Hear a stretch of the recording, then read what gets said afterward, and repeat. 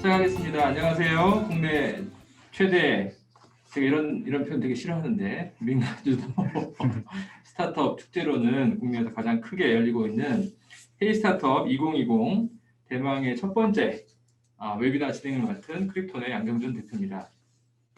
2015년 9월에 스타트업 식사나 하셨습니까? 라는 스타트업 커뮤니티가 생기고 나서 스타트업 종사자들 또 관심을 가진 분들이 네트워킹 행사에서 시작된 헤이 스타트업 그리고 스타트업 박싱데이가 올해로 드디어 6년 차를 맞이하게 됐습니다. 시간이 참 빨리 가네요. 스타트업 종사자들과 함께하는 축제인 만큼 많은 분들과 함께 다양한 이야기를 나누고 싶지만 우리가 모두가 지금 겪고 있는 것처럼 코로나 상황 때문에 이렇게 온라인으로 하는 것이 참 아쉽습니다. 그렇지만 이 헤이 스타트업이 지향하는 바가 살롱 분위기이기 때문에 각자 계신 곳에서 불금을 즐기면서 함께 참여해 주시면 좋을 것 같습니다. 오늘 웨비나에 함께 해주신 모든 분들 환영합니다.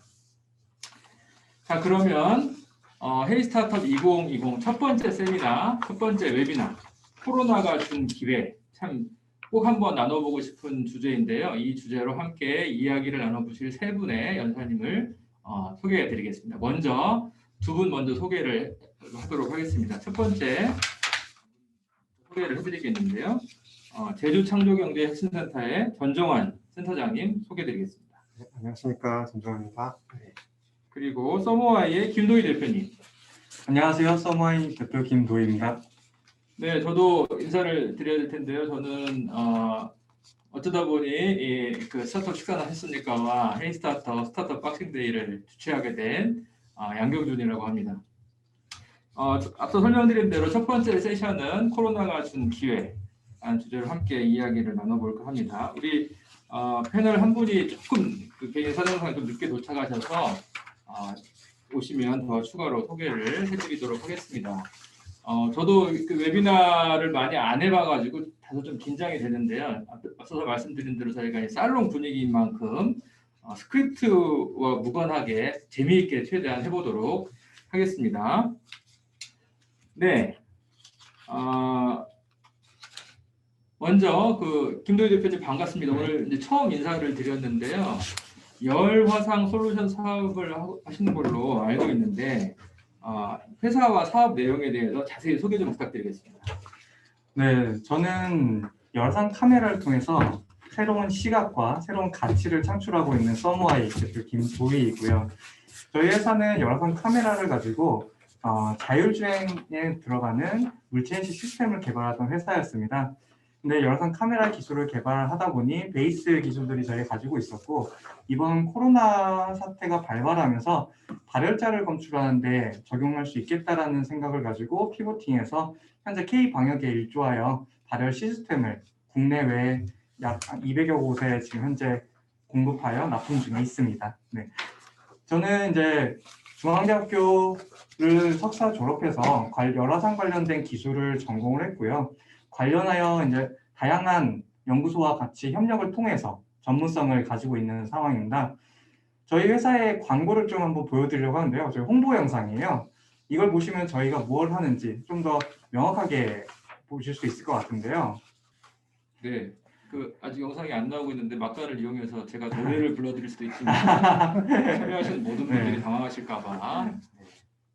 네, 영상이 나오기 전에 대표님께서 간단하게 코로나 상황에서 지금 회사가 어떤 기회를 혹시 또 어떤 위기를 맞이하고 있는지 잠깐 말씀해 주시면 좋을 것 같은데요. 일단 첫 번째로는 저희가 기회를 가졌다고 하는 거는 이 코로나 사태에서 저희가 운이 좋다고 말씀드려야 될지 모르겠지만 열화상 카메라를 하고 있었다는 점이 피보팅에서 쉽게 대응하는 데 가장 큰 도움이 됐다고 볼 수도 있고요. 위기라고 한다면 코로나라는 이런 사태에서의 대응하는 회사들은 일시적일 수밖에 없습니다. 즉 캐시카우를 매년 가져올 수는 없는 거거든요. 그러다 보니 코로나에만 편중돼서 회사의 운영 방향을 모두 갈 수 없다 보니까 그 다음 플랜에 대해서 항상 고민하고 항상 토론을 하고 있는 상황입니다. 그래서 항상 어떠한 기회 속에는 위기도 같이 있지 않나라고 저희는 생각하고 있습니다. 네, 이제 대표님 오늘은 마스크를 쓰셔가지고 표가 안 나지만 사진에 나오는 거 보니까 참 잘생기셨습니다. 아, 감사합니다. 네. 실행 누르시면 될 것 같습니다.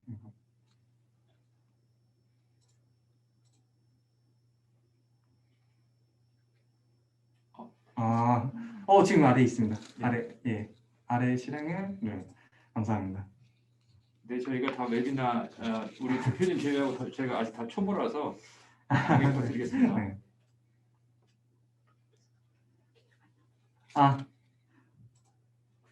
네. 오케이. 네. 알겠습니다. 네. 영상이 안 나오는 관계로 현장에서 영상을 저희가 직접 만들 수는 없어서 대표님께서 이제 이럴 때 스타트업의 정신을 발휘하여 임기응변으로 네. 영상이 나온다고 생각하시고 네. 자세하게 회사에 대해서 좀 설명해 주시면 좋을 네. 것 같습니다.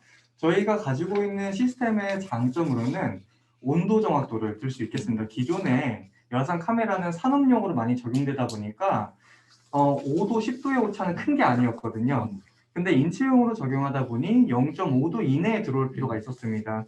국내에서 열화상 카메라를 산업용을 그대로 가져와서 사용하다 보니 효용성에 대해서 논란이 굉장히 많았었고, 저희는 그 부분에서 플러스 마이너스 0.5도 이내의 온도 정확도를 가지는 열화상 카메라를 공급하고 있고요.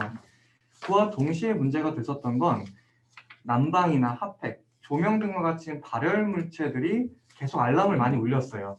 그러다 보니까 저희가 이제 이 제품들을 공급하면서 개발한 것이 얼굴 인식이었습니다. 얼굴 인식을 통해서 얼굴만 인식을 해서 거기에 온도만 체크할 수 있도록 그런 시스템을 가지고 있고, 나중에는 더 나아가서는 시장에 반응해서 관리자분이 실시간으로 이걸 확인하고 싶다, 상태를 라고 하여 저희가 온라인으로 발열자가 생기면 알람을 울림과 동시에 카톡이나 이메일로 실시간으로 알람을 울릴 수도 공급하고 있는데요. 이러한 시스템들이 시장의 니즈를 반영해서 나오게 되다 보니까 굉장히 큰 각광을 받고 있는 상황입니다. 네, 이상입니다. 네, 역시 스타트업의 정신은 앞에 자료가 없어도 마치 자료가 있는 것처럼 네. 말을 할 수 있다는 것이고요. 자, 이어서 또 한 분 한 분 좀 소개를 드리겠는데요. 저희가 이번에 정말 잘 모셨다고 생각합니다. 우리가 이번 코로나 때문에 제주가 어떻게 보면 굉장히 수혜를 보기도 했는데, 제주를 관광지가 아니라 창조의 섬으로 만든 장본인이시죠. 제주 창조경제혁신센터 전정환 센터장님 모셨는데 잠깐 소개 부탁드리겠습니다. 네, 안녕하십니까. 네, 전정환입니다.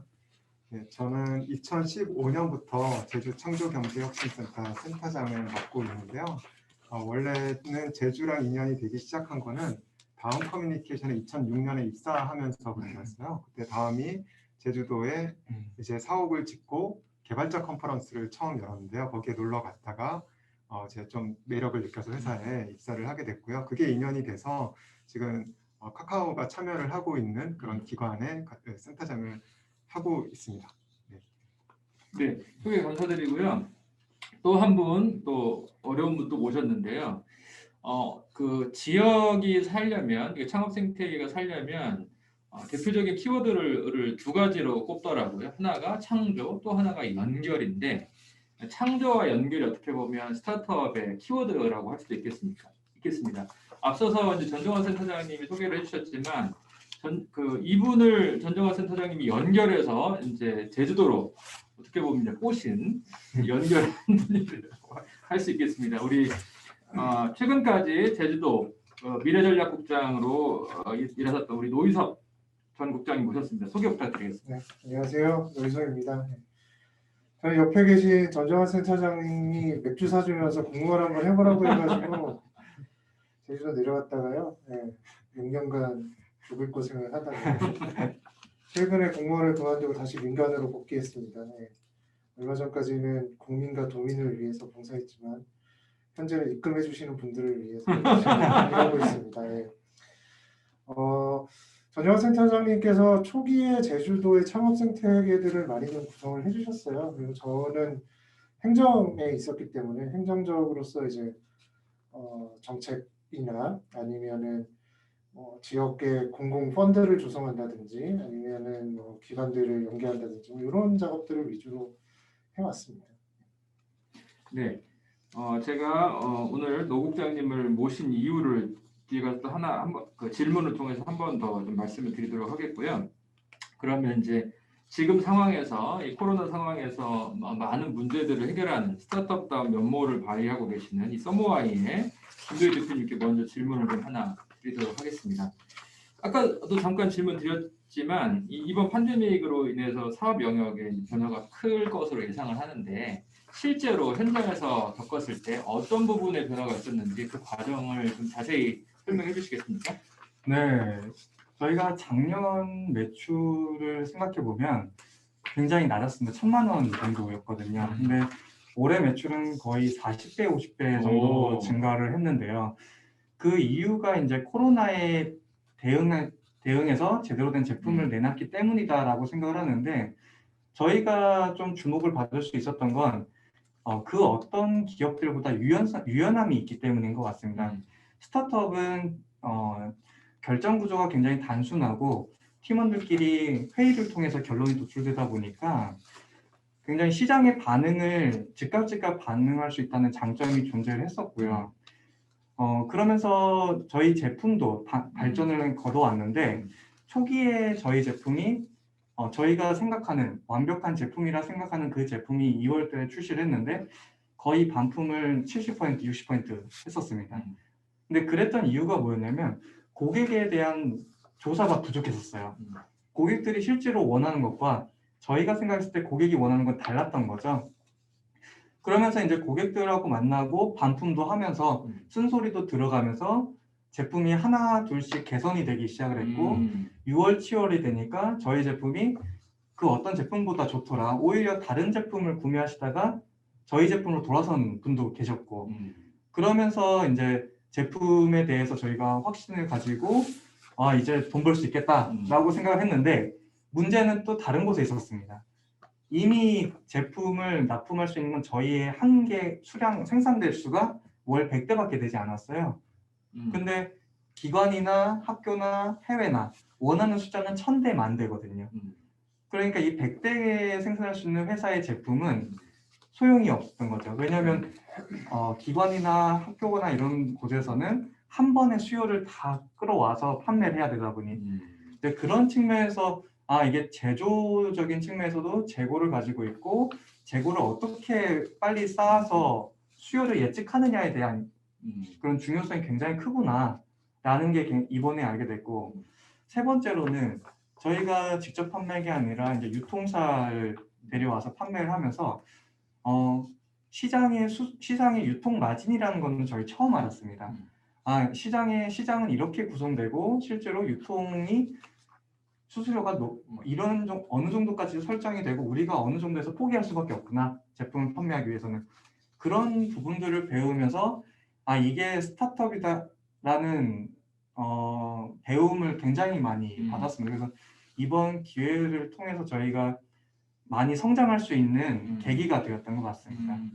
되게 중요한 얘기를 해주셨는데 오히려 이런 이제 위기가 오면서 스타트업의 DNA와 같은 이제 빠른 일종의 린 프로세스를 적용을 해가지고 고객 대응을 하면서 이제 실력을 더 빠른 속도로 키울 수 있었다는 점, 그다음에 이제 수요가 갑자기 너무 많아지다 보니까 공급에서 우리가 준비가 안 돼 있었다는 역량의 부족을 실감을 했고 그 과정을 통해서 우리가 어떻게 시장 기회, 우리가 제일 잘할 수 있는 영역에서 시장 기회를 만들 수 있었다 이런 말씀을 해주셨습니다. 되게 중요한 포인트인 것 같고요. 두 번째로 제가 우리 전 센터장님께 좀 질문을 하나 드리고 싶은데 당초에 준비된 스크립트 질문 말고 제가 질문을 당황스럽게 좀 바꿔서 질문을 좀 드려보겠습니다. 이제 어떻게 보면 코로나의 최대 수혜지가 이제 제주라고 이제 말을 하는데요. 해외 여행을 못 가다 보니까 제주로 많이 가게 되는 이런 측면도 있고 그래서 제주의 관광지로서의 역량이 더 부각된 것이 이번 코로나가 준 기회일 수도 있겠지만 앞서서 제가 이제 센터장님을 소개해드릴 때 제주를 관광지에서 창조와 연결의 섬으로 어떻게 보면 바꾼 장본인이라고 말씀을 드렸는데 이 창업 생태계라는 관점에서 이번 코로나가 제주에서 만들어지고 있는 창업 생태계에 어떤 기회가 되고 있는지 좀 말씀 주시면 감사하겠습니다. 네. 그 관광 얘기 좀 하고 해도 되죠? 네, 그럼요. 네. 일단 그 양양 대표님께서 말씀 주신 것처럼 그 관광이나 여행의 그 큰 변화가 되는 계기가 되는 부분이 있어요. 왜냐하면은 이게 우리나라는 대표적인 여행 수지 적자 국가잖아요. 그래서 예전에 몇 개월 전에 이코노미스트에 이런 그 여행 산업에 대한 분석이 나온 적이 있었어요. 코로나에 대해서. 근데 여행 수지가 대표적인 흑자 국가 이탈리아 이런 데는 지금 이러지도 저러지도 못하면서 위기가 너무 가속해요. 특히 섬 국가, 뭐 하와이 이런 데는 이제 굶어 죽게 생기는 거죠. 근데 이제 한국 같은 경우 여행 수지 대표적인 적자 국가거든요. 다 해외여행을 너무너무 많이 나갔었죠. 그런데 이 위기 상황에서 해외여행 가던 사람이 로컬 여행으로 이제 가기 시작하는. 그러면 이제 이게 어떻게 보면 위기이긴 하지만 한편으로는 로컬에는 기회가 되는 거예요. 그래서 이걸 여행으로만 볼 수 있는 것은 아니라 로컬 크리에이터라고 해서 이제 작년부터 우리가 좀 많이 이렇게 활성화되고 있고 그런 것들이 특히 제주도가 가장 강세를 보이고 있는데요. 제주도의 리단위로 되게 재밌는 제주상에 그 크리통도 투자하고 저희 센터도 투자한 제주상에도 있고 해녀의 부엌이라고 또 이제 있고 리단위로 하도리, 사계리, 종달리의 해녀의 부엌이고 하도리의 카카오 패밀리 뭐 이런 데들이 있단 말이에요. 그런 데가 이제 주목을 받기 시작을 하는 거죠. 근데 제주도의 고질적인 여행 산업의 문제는 중국인 저가 단체 관광 중심으로 돼 있었다는 게 문제였고 그러다 보니까 이제 몇 년 전만 해도 제주도 여행 가면 중국인들 때문에 싫어 이러면서 제주도 안 갈래 이랬었는데 그 문제가 사드 때문에 한번 좀 이렇게 단체 관광이 사라지고 중국인 두 번째는 이번에 이제 코로나가 되니까 국내 단체 관광객도 좀 거의 줄어들고 그냥 해외 여행을 가는 정도의 니즈를 가진 사람들이 로컬 깊숙이 가기 시작한 거예요. 그러니까 이 여행이라기보다는 그 제주상의 캐치프레이즈처럼 살아보는 여행 가서 한 일주일 동안 뭐 사계리에서 나는 머물면서 동네에서 살아보겠다. 그래서 이거는 여행과 삶에 대한 경계가 좀 없어지는 부분이 있고요. 또 이제 원격 근무가 가능해지는 기업들이 많아지면서 이런 게 또 이제 달라지는 부분들이 있는 게 뭐 교수님들도 제주도에 내려서 살면서 원격으로 강의하시는 분들이 생기기 시작하고 또 기업들도 지금 많은 분들이 이제 제주도에 내려와 있는 직원들이 카카오도 지금 원격 근무로 그렇게 몇 개월 동안 하다가 잠깐 풀었다가 다시 원격 근무를 하고 이렇게 하고 있거든요. 그래서 정확히 수치는 알 수 없으나 많은 분들이 자기가 살고 싶은 지역에 지금 가서 원격으로 일하고 있다. 이런 것들이 5년 전부터 리모트 워크를 저희 센터에서 활성화하려고 여러 가지 프로그램도 돌리고 있는데 근데 사실 그렇게까지 활성화는 안 됐었어요. 근데 이제 코로나 상황이 되니까 이제 살기 좋은 지역으로 그런 특히 ICT 기업 중심으로 이제 좀 내려오는 그런 부분들이 있는 것 같습니다. 그래서 이게 여행의 질적 개선, 로컬 크리에이터에겐 기회이고 그리고 또 한편으로 원격 근무를 통해서 ICT 기업이나 이런 분들이 많이 지역으로 내려오는 부분이 있는 것 같고요. 또 한편으로는 흥미로운 거는 이제 코로나 상황에서 물론 지금 최근에 좀 한국이 코로나가 좀 위기이긴 하지만 전반적으로 한국이 대응을 잘하고 하면서 한국의 브랜드 가치가 올라간 부분이 있잖아요. 그래서 오늘 어디서 봤는데 코세라라는 그 원격 교육하는 그 사이트 있잖아요. 거기서 탑 8번째로 제일 높은 강의가 뭔지 아세요? 한국어 배우기. 그러니까 그 연세대학교에서 올린 한국어 강의가 8이라는 거예요. 근데 이제 그거를 이제 페이스북에 올리신 분은 BTS 때문이라고 올렸는데 물론 그 이유도 있겠지만 전반적으로 한국에 대한 관심이 높아진 것은 사실이고 이 코로나 상황에서 되게 이슈화됐고 유발 하라리도 그런 얘기를 적었고 그런 것도 영향이 있을 것 같습니다. 그래서 제주에서 제 NXC에서 그 분사 사례벤처로 나온 캐치플레이가 있잖아요. 캐치플레이가 제가 크리톤에서도 투자를 했는데 캐치플레이가 이제 크리톤이 투자한 이후에 한국어 버전 내라고 하셔서 작년에 냈나요? 네. 낸 다음에 지금 이제 물을 만난 거죠. 해외에서 이제 한국어 배울 때 이제 캐치플레이 역시 저희가 잘한 것 같습니다. 캐치플레이는 여전히 본사가 제주에 있고 서울에도 일부 이제 지사가 있기는 한데 그런 형태로 이제 제주도에 있는 기업들은 본사가 제주에 있고 서울에 지사가 있거나 반대의 경우거나 이런 경우가 많아지고 있습니다. 그래서 제주도에 좀 이런 분들이 머물 수 있는 그 숙소와 일을 할 수 있는 그 공간이 지금 좀 공항 근처에 마련이 된다면 굉장히 이런 생태계가 탄력을 받을 것 같아요. 오히려 말씀하신 취지를 제가 좀 정리를 해보면 전 세계 어디를 가도 이 창업 생태계가 특정 지역, 뭐 대한민국 같으면 서울이나 수도권에 집중되는 현상이 있었는데 코로나가 준 기회는 오히려 사람들이 밀집되지 않는 네. 지역에 더 깊이 파고들면서 창업 생태계가 오히려 이렇게 약간 확산되는 일종의 네. 엔트로피 효과를 만들어내고 있다. 맞습니다. 네. 굉장히 좋은 네. 저 인사이트인 것 같고요. 네, 제가 그러면 아마 오늘 참여하신 분들이 이 첫 번째 주제가 코로나가 준 기회인데 왜 제주도에서 두 분이 올라오셨을까 이런 약간 의문을 품는 분들 있을 텐데요. 사실 오늘 이번 주제 다크호스 우리 노희섭 전 국장님을 제가 좀 소개해드리고 싶은데 우리 국장님께서는 공공에서 일을 하시기 전에 KT 자회사 CTO로 근무를 하시면서 지금 우리가 코로나를 대면하고 있지만 메르스를 대면한 장본인이시거든요. 그래서 메르스에 대응하면서 IT 기술로 어떻게 이 문제를 해결할 수 있을까 이런 부분을 대면하셨었고 그런 부분들을 제주도에 녹여내면서 제주도가 어떻게 보면 코로나에서 가장 안전한 지역으로 만든 장본인이기도 하시거든요. 그래서 이 자랑을 마음껏 한번 해주시면 좋을 것 같습니다. 어디부터 얘기를 해야 되지? 사실 제주도가 섬이잖아요. 그래서 제주도에는 공장이 없어요. 마스크 공장도 없고 소독제 공장도 없고 그래서 코로나 초기에 방역 리소스가 굉장히 부족했습니다. 네. 저희 제한된 방역 리소스를 가지고 어디부터 먼저 방역을 해야 되느냐를 판단할 때 저희가 어떻게 했냐면은 와이파이 접속 데이터나 기지국 접속 데이터, 카드 매출 데이터 이런 것들을 다 분석을 해서 사람들이 스쳐 지나갈 확률이 가장 높은 지점들을 뽑아냈어요. 그래서 거기부터 먼저 방역을 하기 시작을 했고요.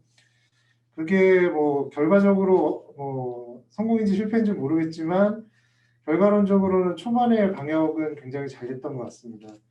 이후에도 여러 가지 시도들을 했는데요. 예를 들어서 제주도에 가면은 부속섬들 있잖아요. 마라도나 우도나 가파도나 부속섬에는 관광객들이 계속 들어가는데 거기는 약국이 없거든요. 그러면 매주 이장님이 마을 분들에게 위임서를 받아서 배를 타고 제주도로 나와서 한 곳에서는 많이 못 사니까 여러 군데의 약국을 다니면서 물량을 확보해가지고 다시 배를 타고 섬에 돌아가셔서 주민들에게 나눠주는 이걸 매주 하셨거든요. 너무 힘들다고 하셔가지고 저희가 드론으로 이제 정기적으로 배송하는 서비스를 만들었어요. 근데 일반적인 전기 배터리 드론은 한 30분에서 40분 비행하면 배터리가 다 떨어지거든요. 그래서 여러 가지를 고민하다가 세계 최초로 수소 연료 전지에 마스크를 달아서 이제 배송하는 체계들을 만들었고요. 이후에 여러 가지 이벤트들을 했어요. 지금 현재는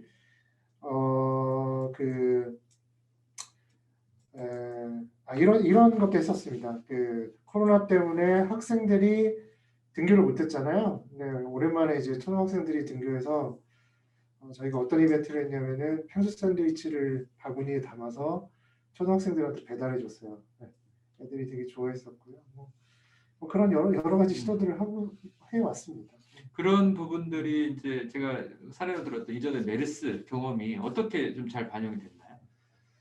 메르스 때 저는 그때 이제 통신사가 공동으로 이제 질본이랑 일을 했었고 저는 이제 KT 쪽에서 일을 했었는데 그때 당시에 했던 게 동선 추적이었어요. 확진자의 동선 추적과 확진자 주변에 있는 접촉자들을 추적하는 시스템들을 만들었었는데 통신사의 기지국에 이제 접속자들의 로그들이 남고요. 그리고 기지국 관리를 하기 위해서 신호의 세기들을 다 수신 강도들을 다 남겨요. 그걸 이제 트랜스폼을 하면은 확진자 주변에 반경 몇백 미터 안에 있는 사람들 다 뽑아낼 수가 있거든요. 그래서 이런 것들을 가지고 확진자의 동선과 확진자 주변에 있었던 사람들을 뽑아내는 시스템들을 만들었었고요. 근데 이게 사실 이제 너무 특정 시츄에이션에서는 사람 누구인지를 확정할 수 있는 상황들이 발생하거든요. 그래서 개인정보에 대한 이슈들이 있어서 아마 이번에 코로나 때는 그 시스템들이 충분히 활용이 되지 못한 것 같아요. 그래서 뭐 여러 가지 시도들을 질본이랑 이런 것들을 체계를 돌려보려고 했는데 개인정보 이슈 때문에 사실은 못 돌렸고요. 이후에 저희가 별도로 이제 뭐 DID 방식 같이, 그러니까 네가 누군지는 모르지만 네가 너라는 증명을 남겨놓으면은 나중에 네가 확진자면은 그때는 네가 허용한 정보만 가지고 우리가 추적할게. 이런 시스템들을 블록체인 기반으로 시도를 한다거나 여러 가지 시도들을 해왔죠. 그 국장님 말씀 들어보면 이제 우리가 어떻게 보면 그 기술력을 가지고 있는 자기만의 어떤 지적 자산을 가지고 있는 이제 공공에 계신 분들을 테크노크라트라고 얘기를 하는데 어떻게 보면 이제 국장님이 전형적인 대한민국에 꼭 필요했던 테크노크라트가 아니실까. 그런 부분들이 공공에 잘 녹여지다 보니 어떻게 보면 이제 지역을 제주도를 잘 방어하는 역할을 잘 하시지 않았을까 이런 생각이 좀 드네요. 가차의 말씀이고요. 오늘 지금 제가 드리는 이 질문들이 국장님께 드리는 질문이 사전에 있던 질문이 아닌데 제가 다크호스라는 표현도 조금 전에 생각나서 썼거든요. 그런데 오늘 국장님이 그 패션 스타일이 마치 예견이라도 하신 듯 마스크부터 전체 이렇게 블랙톤으로 쫙 맞춰 입고 오셨네요. 네, 아주 감각이 제가 그러면 이제 우리 이제 김도희 대표님께 하나 좀 질문 드리고 싶은데요. 네. 그 아까 제가 잠깐 인사를 드릴 때 앞서서도 이제 말씀을 해주셨지만 그 이번 코로나가 우리한테 위기 그 기회도 됐지만 위기라는 측면도 좀 있었다. 사실은 이 스타트업은 어떤 문제를 해결하는 이제 조직이라고 우리가 정의를 할 수 있는데 그 아까 우리 그 이제 소모아이에도 그 기회는 갑자기 이제 매출이 40배 성장할 정도로 수요가 폭발했다는 것인데 우리가 대량 생산 준비도 안 돼 있고 이 시장을 유통업자들이 활용을 하면서 중국산 저가 제품들을 가지고 와서 그것이 우리한테 또 다른 위기가 되기도 했었다 이런 말씀하셨단 말이죠. 네. 근데 그런 상황에서 어떻게 보면 스타트업의 전법은 이 전면전을 할 수가 없으니까 우리가 제일 잘할 수 있는 걸 뾰족하게 만드는 게 네. 스타트업이 선택할 수 있는 전술이자 전략일 텐데 그런 면에서 썬모아이는 어떻게 대응을 하셨는지 구체적으로 말씀해 주시면 좋을까요? 저희가 시장에 제품을 출시하면서 가장 저희한테 적이라고 생각했던 경쟁 제품들은 국산 제품들보다 국외 제품, 중국 제품들이었습니다. 국내 제품들은 회사들은 조금씩 늘어나고 있지만 그 양이 중국 제품에 비해 턱없이 부족하다 보니 결국에 경쟁 상대는 중국 제품들이었고 중국 제품들이 굉장히 많이 팔렸습니다. 가격이 특히나 저렴하게 들어오다 보니까 제품들이 다 중국 걸로 많이 교체가 되기도 했었습니다. 근데 그 상황에서 저희는 중국 제품과 경쟁을 해서 맞서서 싸워서 이기려고 하면 안 되겠다라는 걸 좀 깨달았어요. 그 다음에 저희가 취한 전략이 중국 제품들은 사실 언어의 장벽 때문에 그리고 물리적으로 거리가 멀기 때문에 국내의 B2B, B2B로 언택트 비즈니스를 영위한 업체, 예를 들면 키오스크라든지 혹은 출입 시스템이라든지 이런 업체들에게 애드온에서 열화상 카메라를 접목하고자 하는 회사들한테는 적용이 어려웠습니다. 언어적인 문제도 있었고 기술 지원적인 측면도 그렇고 중국 제품에 대한 신뢰도적인 측면 때문에 그 회사들이 선택하기 힘들었는데 썬와이는 그 전 몇 년 전부터 계속 열화상 관련된 기술들을 개발하고 축적하고 있었고 열화상 카메라를 가지고 실제 코로나에 대응하는 알고리즘들을 다 보유하고 있었기 때문에 여러 회사들에서 저희 제품을 가지고 애드온에서 쉽게 제품을 출시할 수 있도록 저희가 특화돼야겠다는 생각을 했었고 실제 대기업에서도 저희 제품하고 중국 제품들하고 국내 제품들하고 이제 비교를 했을 때 저희 제품이 가장 뛰어나다라고 결론을 내어서 저희 제품이 선택이 됐죠. 즉 대표님께서 말씀하신 대로 어느 하나의 틈에 누구를 싸워서 경쟁적으로 다 이기겠다가 아니라 틈으로 이 분야로 공략하겠다는 것을 저희가 잡아서 나갔던 게 좀 주요하지 않았나라고 생각하고 있습니다.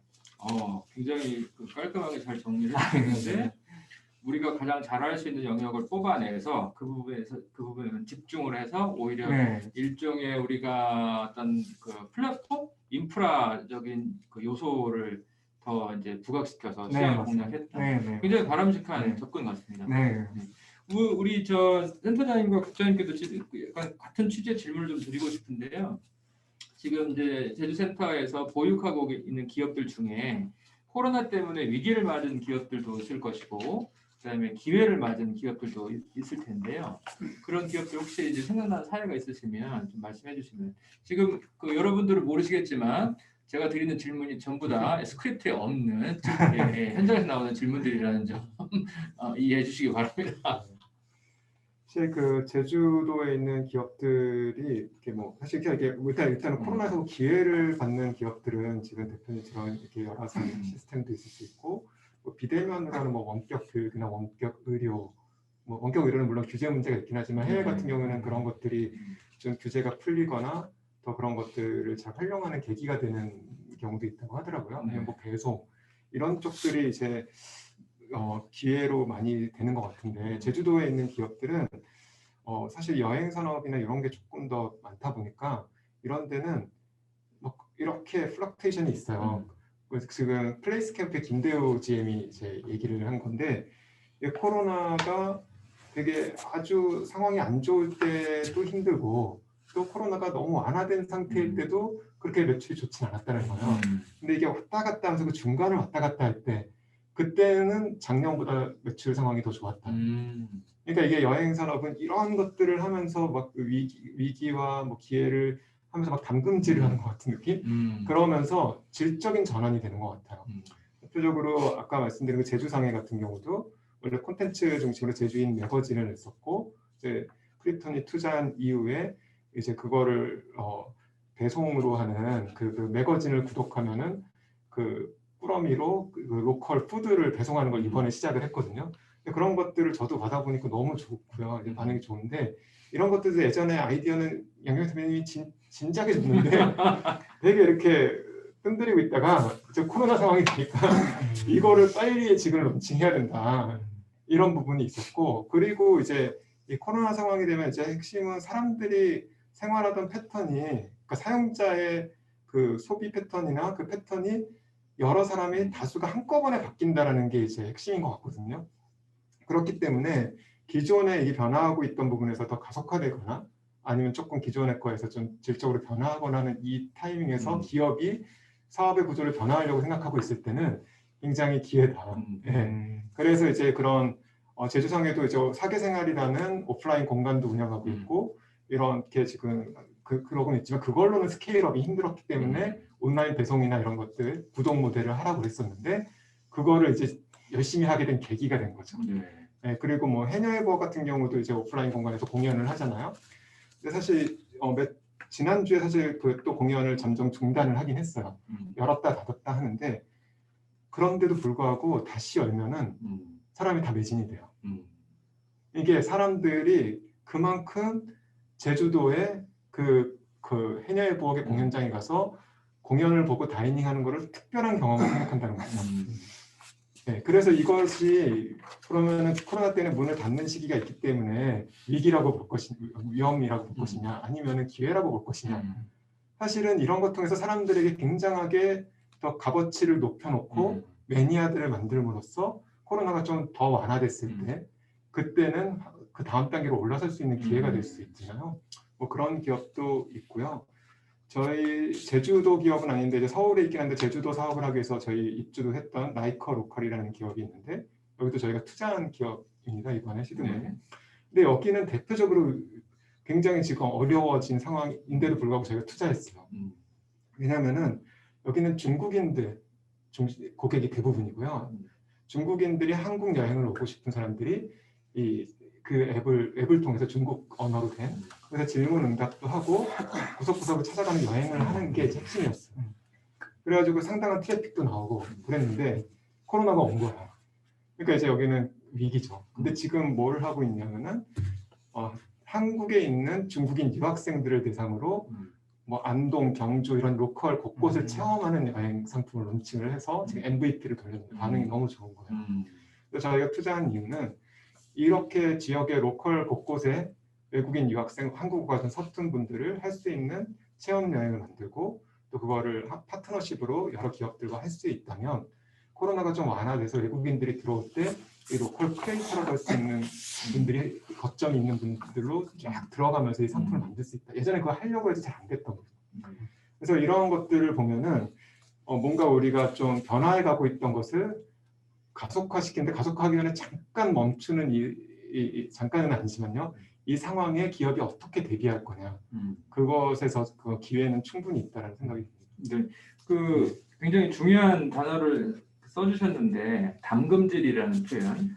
어떻게 보면 이제 인류가 지금까지 살아남고 발전해온 것은 지금까지 인류가 직면한 많은 그 위기들에서 그 위기를 어떻게 해결할 것인가, 돌파할 것인가 방법을 찾다 보니까 여기까지 발전해 온 것인데 사실은 스타트업이 혁신의 상징이지 않습니까? 혁신을 오히려 무기로 사용하는 조직이 스타트업인데 이번 그 코로나 위기 때문에 어려움을 겪는 스타트업들도 있고 또 오히려 기회를 맞이한 스타트업들도 있는데 우리가 스타트업이 가진 그런 DNA, 본질적인 DNA를 잘 활용한다면 충분히 다 이 위기를 다 극복할 수 있을 것이라고 생각하고요. 우리 노 국장님께서도 예전부터 기회가 되는 대로 스타트업들 멘토링을 계속 해오셨는데 직접 멘토링 하신 팀들이나 아니면 주변에서 이렇게 관심 가지고 이렇게 응원하시는 팀들 중에 이번 코로나 상황에서 어떤 큰 변화라든지 전환의 기회가 되는 팀들이 있으면 혹시 소개해 주실 수 있어요? 네, 뭐 이 코로나 때문에 뭔가가 생겼다기보다는 하던 모델들이 코로나 상황에 적합해서 이제 좋아졌던 것들은 꽤 있는 것 같고요. 특히 이제 관광 패턴 자체가 보면은 극단적인 쇼텀 여행이나 아니면은 긴 체류형 여행으로 양극화가 되고 있거든요. 아예 갈려지고 극단적인 패턴들이 동시에 지금 나타나고 있는 상황이라 사실은 체류형 관광이나 체류형 여행 같은 것을 준비했던 대표적인 게 다자유 같은 데겠죠. 그렇죠. 이런 쪽이 규제 해소 이슈와 엮이면서 이제 기회들을 좀 충분히 가져가는 상황들이 됐고 동남아시아 쪽에서 주로 이제 연예인 엔터테인먼트 공연들을 하던 팀들이 코로나 때문에 온라인 콘서트 형식으로 전환을 하면서 한국으로 들어왔어요. 근데 동남아시아랑 가장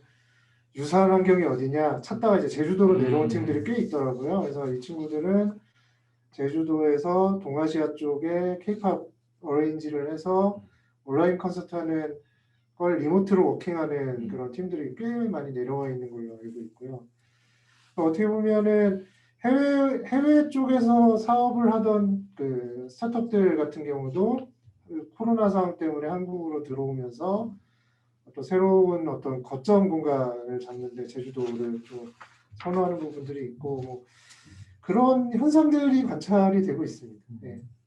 매우 저는 좋은 현상이라고 좀 생각이 되고요. 자연스럽게 이게 또 우리나라 창업 생태계 전체적으로 기회가 될 거라고 생각이 듭니다.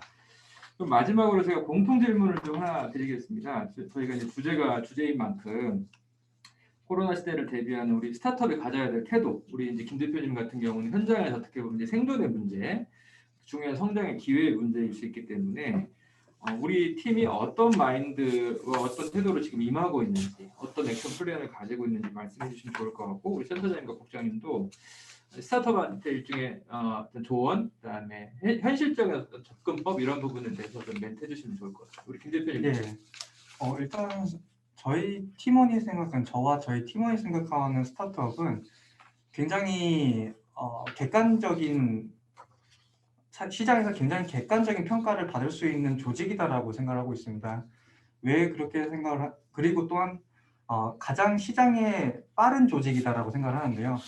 그 이유는 스타트업은 당장 다음 달을 먹고 살기 위해서 이번 달에 돈을 벌어야 되잖아요. 그렇기 때문에 정말 눈앞에 보이는 가장 빠르게 벌 수 있는 것들을 찾기 시작하거든요. 그래서 저랑 저희 팀원들은 항상 인터넷을 정독을 합니다. 요즘에 시장 트렌드가 어떠하고 어떠한 여론들이 있고 어떠한지 그런 것들을 계속 고민을 하고 토론을 하면서 내년 아이템에 대해서 계속 생각을 하고요. 그럼과 동시에 지속적으로 우리가 내부적으로 시장 상황만 볼 것이 아니라 우리 내부적으로 필요한 기술들은 무엇일까를 정리를 많이 하고 있습니다. 그래서 그런 상황들을 보면서 저희는 이번에 기회가 됐던 것을 가지고 이번에 지나지 않고 그 다음이 될 수 있는 디딤돌이 될 수 있도록 그 부분에서 많은 고민들하고 이게 또 위기다라고 생각을 하고 있는 상황입니다. 그런 마음가짐으로 내년을 또 준비하고 있습니다. 훌륭하네요. 네, 이게 지금 말씀은 굉장히 이렇게 여유 있게 이렇게 여유롭게 하시는데요. 어떻게 실제 마음 상태가 그렇습니까? 아니면 속이 좀 타고 있습니까? 타고 있습니다. 네, 우리 센터장님도 좀 소개해 주시면 좋을 것 같습니다. 그 아까 이렇게 당근질 얘기도 하고 그러는데요. 이게 어쨌든 이 코로나 상황이 심해졌다가 이런 게 파장이 있지만 또 코로나가 백신이 나와서 해결이 되더라도 몇 년 뒤에 유사한 건 또 생길 수가 있는 게 지금 세계화의 이 상황에서의 흐름으로 봐야 될 것 같거든요. 그래서 양경 대표님도 아까 사전에 우리 쉬는 시간에 얘기하셨는데 10년 안에 3번 정도는 있을 것 같다. 저도 비슷한 생각을 해요. 그래서 이제 근본적인 문제가 해결되지 않는 이 뉴노멀 세계에서 이거를 탄력성이라고 해야 될까요? 그런 것들을 이제 기업들이 가져가야 될 것 같다. 예를 들면 오프라인 기업은 온라인으로 할 수 있는 걸 이제 갖춰야 되고, 그래서 코로나가 심해질 때 온라인 비즈니스가 좀 버텨주거나 잘 하고, 그리고 코로나가 그러면 또 잠잠해졌을 때는 온라인으로 막 너무 다 각축을 하고 있는 상황에서 이게 또 잠잠해질 때는 서로 오히려 이게 레드오션이 될 수도 있다는 생각이 들어요. 그럴 때는 유니크한 아이덴티티나 경쟁력은 또 오프라인에서 나올 거라고 생각이 들거든요. 이 양쪽을 다 이제 갖추는 계기가 되면서 상황에 따라서 조직을 유연하게 운영할 수 있는 데가 살아남지 않을까라는 생각이 듭니다. 거기에 덧붙이면 이런 것들에 대해서 또 유연하게 위해서 내부 리소스만 가지고는 다 안 되기 때문에 다양한 기업들과 콜라보를 하면서 이런 상황에서 유연하게 대처할 수 있는 기업, 그런 기업들이 살아남을 것 같고요. 또 코로나가 이제 일단 한번 완화는 될 거잖아요. 이제 이런 상황에서 이런 팬데믹이 완화가 될 때 이제 물밑처럼 다시 이제 외국인들이 들어온다든지 또 기존의 환경으로 이제 돌아갈 때 그동안의 당근질을 잘한 기업은 스케일업이 한번 쫙 될 수 있는 기회가 될 것이고, 그때 우왕좌왕했던 데는 그때가 되면 이제 그냥 쓰러질 수도 있을 것 같아요. 그래서 지금 어떻게 준비하느냐가 굉장히 중요한 시기인 것 같습니다. 되게 중요한 말씀이시고요. 제가 뭐 제 생각도 약간 좀 말씀을 드리면 올 연초만 하더라도 코로나가 막 이제 그 심해지기 시작했을 때 여기저기서 그 마스크를 만드는 이제 공장들이 막 생겨났단 말이죠. 심지어 그 마스크 만들 테니까 투자해달라고 하는 스타트업들도 상당히 있었거든요.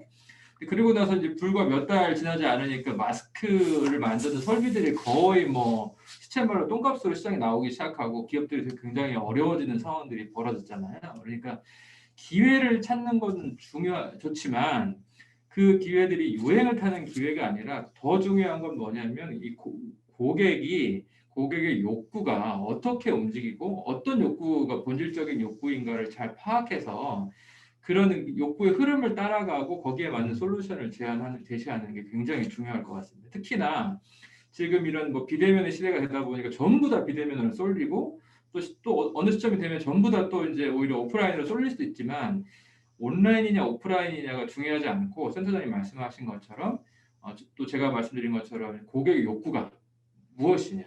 예를 들면 사람인 이상 오프라인에서 주는 어떤 경험을 절대 빼놓고는 인간을 생각할 수가 없으니까 그런 부분에서 좀 스타트업들 통찰력을 좀 얻으면 좋을 것 같고요. 우리 국장님도 한 말씀 해주시죠. 저도 뭐 비슷한 이야기인데요.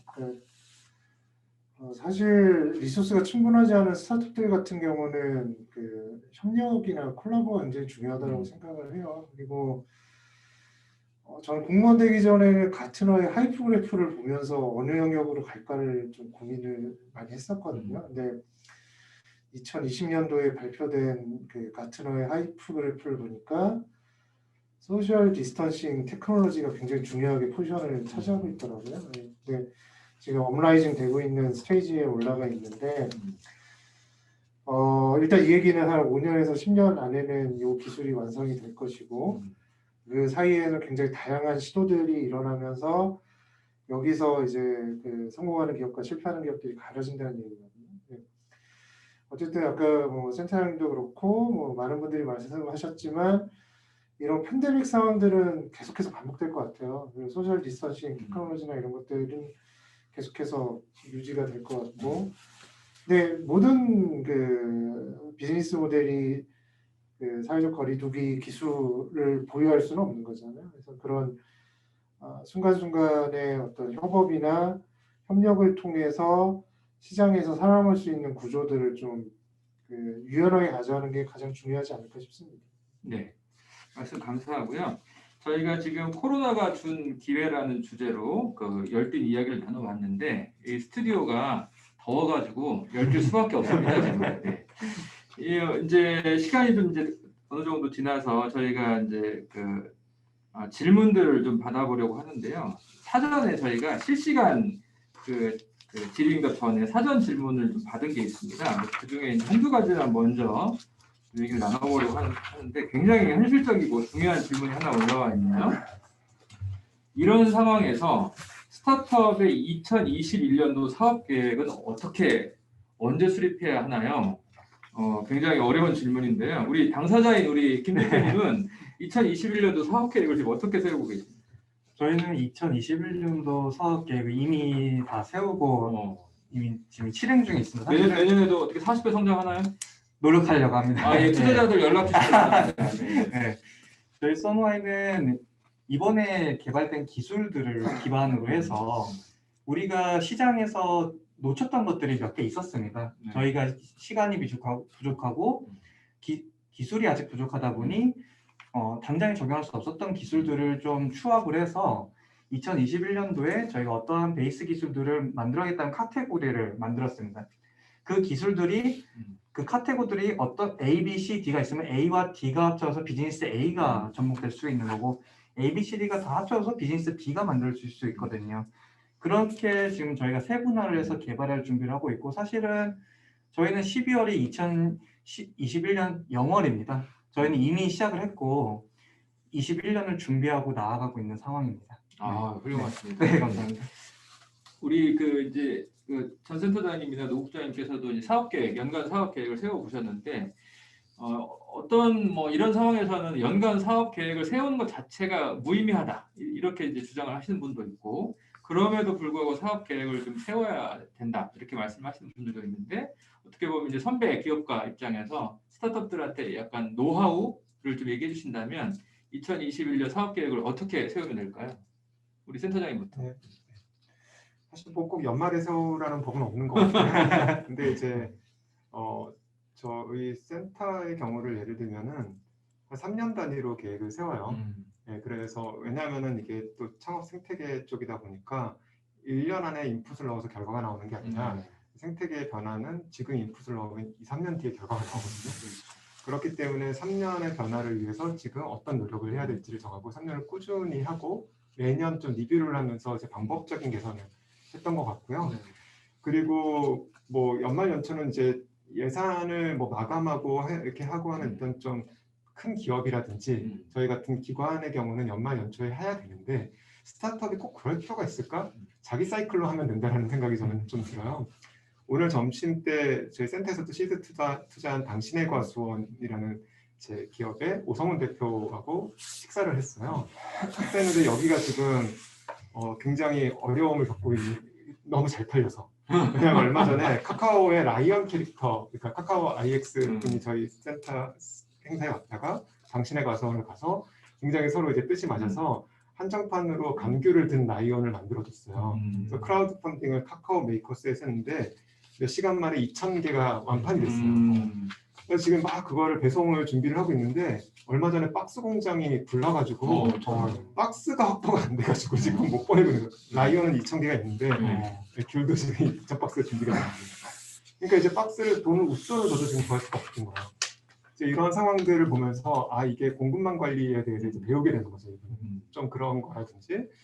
그래서 이제 제가 이분한테 오늘 얘기한 거는 제주도는 이제 감귤이 이제 3월 달까지 이제 바쁜 거예요. 이제 직접 몸으로 뛰어야 되는데 직원들한테 좀 그렇게 얘기를 해라. 일단 이거를 잘 지켜보고 있다가 3월 달에 워크숍을 열자. 그래서 그 동안에 우리가 좀 이거를 좀 더 스케일 있게 해보니까 놓쳤던 부분. 그래서 시스템을 업그레이드를 뭐 할 것이냐를 가지고 그 비전을 가지고 IR을 해서 투자 유치를 해서 Pre-A를 받고 그걸 할 수 있는 인재를 채용하고 매년 그렇게 시스템 업그레이드. 근데 보통 감귤 산업은 그렇게 안 하고 이제 농한기가 되면 술 마시고 놀고 이제 이런 식으로 하기 때문에 계속 제자리가 되는 건데 이 플랫폼 사업을 하는 이 스타트업은 스케일업을 할 수 있다는 거죠.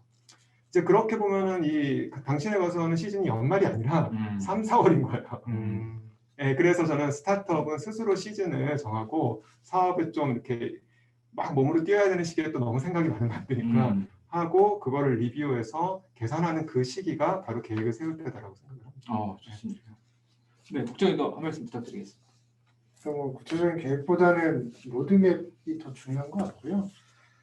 실제 제가 지금 주변에 스타트업들 만나보면 내년도 계획들을 거의 다 끝내놨더라고요. 네, 근데 구체적이지 않아요. 그러니까 구체적으로 잡은 데도 있고 구체적으로 잡지 않은 데도 있는데 사실은 저 구체적으로 잡지 않고 큰 방향성을 잡아놓은 데가 오히려 더 좀 잘 흘러갈 것 같다는 느낌을 받았어요. 왜냐하면은 구체적이지 않은 방향을 잡아놓고 굉장히 다양한 옵션들을 고려하고 있더라고요. 그래서 상황별로 옵션들을 선택하면서 최적의 루트를 찾아가겠다 이런 식의 전략을 좀 구사를 하고 있는 스타트업들을 만났는데 저는 그게 오히려 현재 시점에서 현재 상황에서 스타트업들에게 더 어울리는 어떤 사업계획 방식이 아닌가 그런 생각이 들더라고요.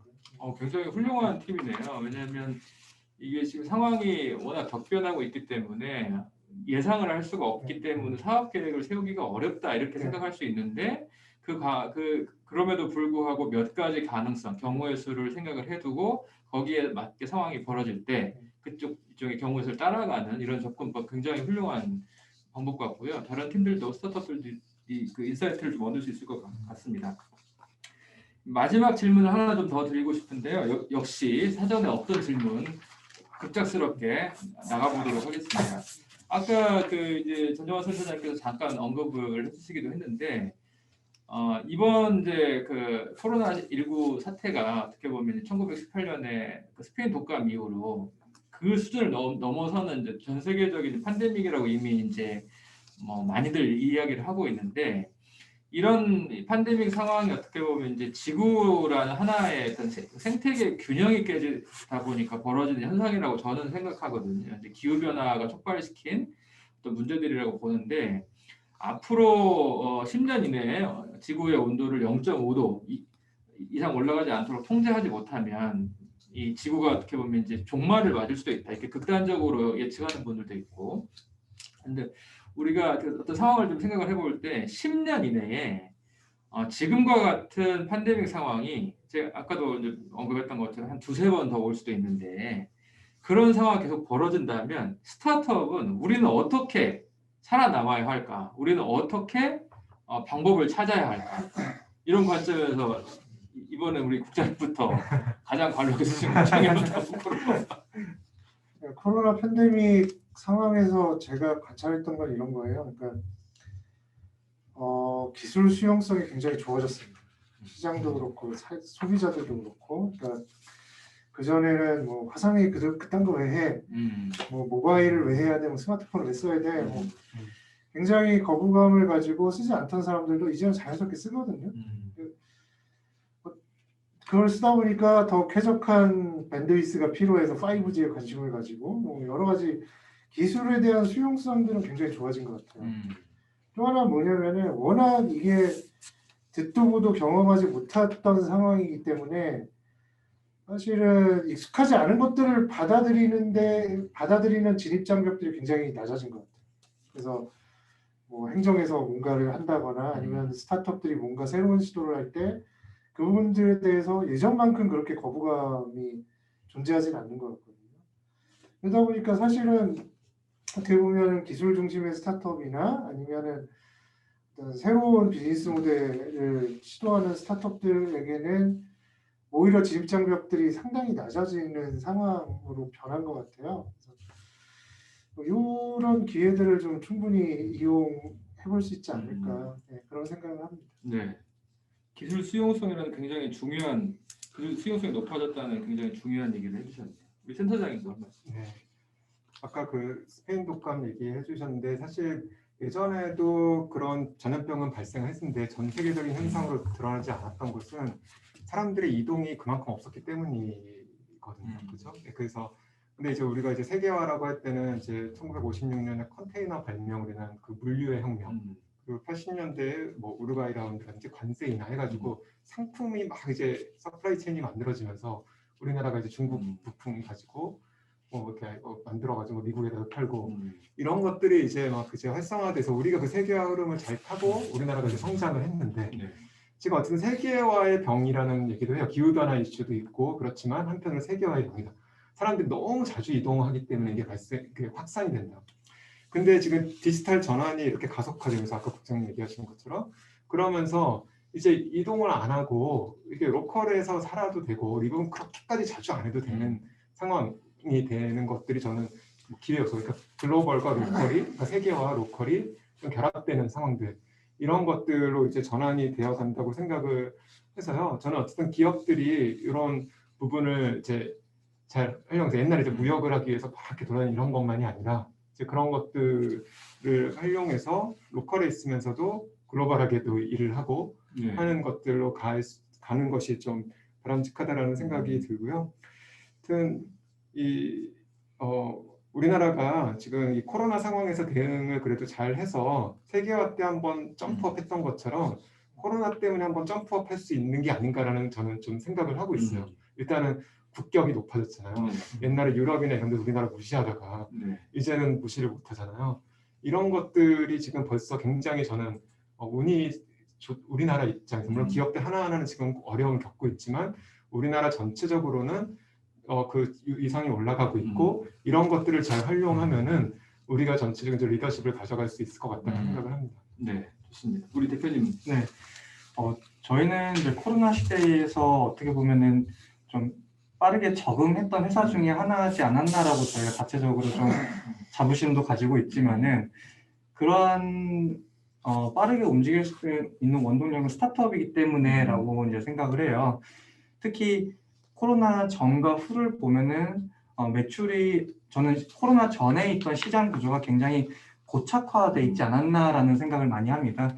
그 고착화되었던 거는 결국에는 말씀하신 대로 세계화의 병도 있겠지만 다양한 요소들에 의해서 틈이 만들어지는 거고 그러한 틈을 스타트업이 가장 빠르게 침투할 수 있는 요소이지 않을까라는 생각에서 이번 코로나는 그 하나의 병일 뿐이고 그 다음 병에서도 분명히 스타트업은 기회가 있고 그 기회를 활용하는 기업들이 많이 늘어날 것이다라고 이제 생각이 좀 듭니다. 네, 네, 좋습니다.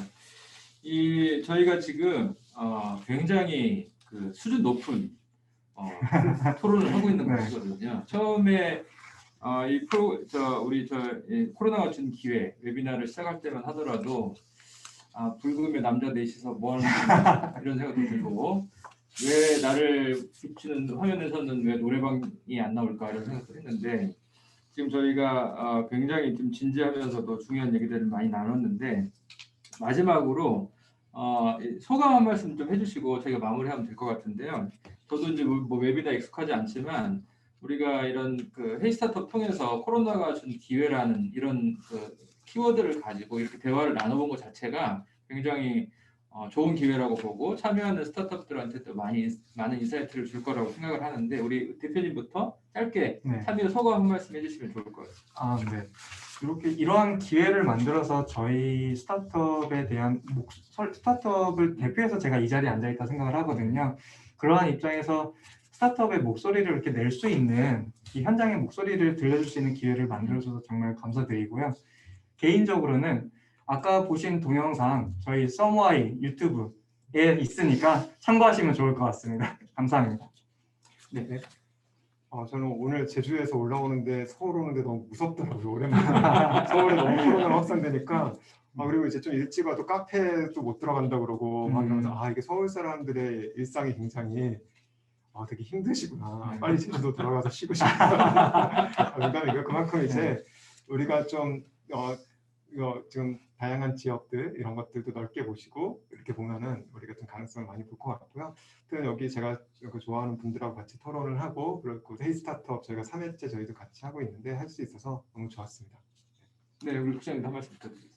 네, 초대해 주셔서 너무 감사하고요. 네. 주변에 스타트업들 분들 만나보면은 뭐 힘 빠져 계신 분들도 많고 또 힘내고 계신 분들도 많은데 모두들 힘냈으면 좋겠습니다. 언젠가 좋은 날이 오겠죠. 파이팅입니다. 네, 오늘도 코로나 확진자가 600명을 넘어섰다고 하고 지금 코로나 2.5 단계 이런 상황에서도 각자 바쁘신 일정에도 불구하고 멀리서도 이렇게 참석을 해주셨는데 오늘 참석하신 패널분들 모두 패널 수고료를 한 푼도 받지 않고 자발적으로 다 와주신 분들입니다. 여러분 알고 계시는 것처럼 헤이 스타트업 그리고 스타트업 박싱데이는 이 스타트업 스스로 스타트업 문화를 만들어 간다는 이런 취지로 민간에서 모두가 함께 하시는 운영진들도 100% 발런티어로 참여하면서 만들어 나가고 있는 스타트업 축제입니다. 대한민국이 어디에 내놔도 손색이 없을 정도로 이 아름다운 참 모습들을 만들어 가고 있는데요.